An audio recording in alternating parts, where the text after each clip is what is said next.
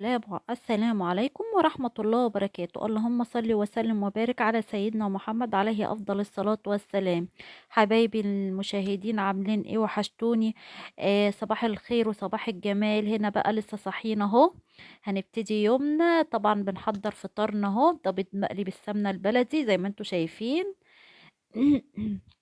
وده فول انا حاطه له اضافاته كمون وكزبره وملح وملح وتوم وليمون وزيت.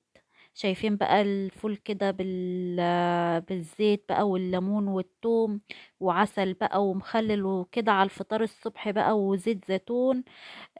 وبيض بالسمنة البلدي، هو ده الكلام ولا بلاش؟ طبعا. بيقول لك المثل افطر فطار الملوك وكده، واتغدى مش فاكرة المثل اتغدى ايه. لو حد فاكر المثل يا ريت يفكرني بيه. هنا بقى كنا خلصنا فطارنا وشطبنا مطبخنا مكان الفطار، دخلنا بقى نضفنا اوضه الاولاد وكده. طبعا قلنا ما نروق قبل ما نعمل بقى غدانا. زي ما انتوا عارفين ان اليوم بيجري بسرعة وكده معانا. هنا بقى انا كنت بنكنس السلم اهو، خليت ابني الصغير هو اللي يكنسه، وانا بصراحة كنت واقفة بصوره وكده. ربنا يبارك فيه يا حبيبي ويحفظه يا رب، اللهم امين.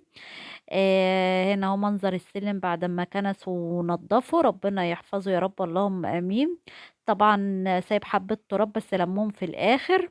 هنا بقى دخلت البلكونة عشان انشر، كنت مخلصة بقى نشير وكده، قلت اوريكم الغسيل لسه طارية اهو مبلول على الحبل. هنا بقى الشمس بقى وجمالها بقى وكده. زي ما انتوا شايفين كانت الساعة 11 الصبح، لا قصدي الساعة كانت 10 الصبح. زي ما انتوا شايفين كان الشمس لسه بادئة تطلع معايا ما شاء الله. زي ما انتوا شايفين الغسيل منور على الحبل. هنا بقى كنا خلصت بقى شغل البيت وكده، دخلت عشان اعمل لهم الغدا. ده يا جماعة ده بانيه انا كنت جايباه وكده متبل، كان هو متبل جاهز على فكرة. بس انا يعني حطيته في البيض وكده والبقسماط والوقت بقليه معاكم. زي ما انتوا شايفين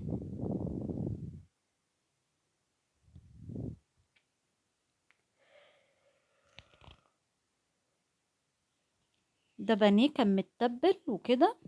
انا حطاه اهو متبلاه في البقسماط والبيض وحطيته في الزيت اقليه. زي ما انتوا شايفين بقى ما شاء الله لونه ذهبي معايا اهو. هنا بقى كنت مقطعه بطاطس احمرها جنب البانيه، لان بصراحه كنت محتاره اعمل لهم ايه. قلت هعمل بطاطس محمره واجيبه عيش كايزر وكده. وبصراحه كان عندي رز محشي برضك كان بايت عندي حاطاه في الفريزر، قلت هطلعه اعمله جنب البطاطس والفراخ. اللي عايز بالعيش ياكل، اللي عايز بالرز ياكل، يعني عادي كل واحد براحته.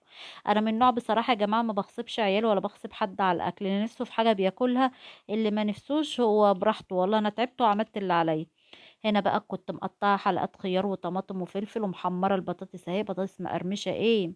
ودي سندوتشات البانيه حاطه فيها طماطم وخيار وفلفل. اتفضلوا معانا بألف هنا وشفا. ما تنسونيش بقى في اللايك والشير والاشتراك في القناه، واكتبوا لي في التعليقات بالصلاه على الرسول صلى الله عليه وسلم، واكتبوا لي اسم من اسماء الله الحسنى. بحبكم في الله، والسلام عليكم ورحمه الله وبركاته.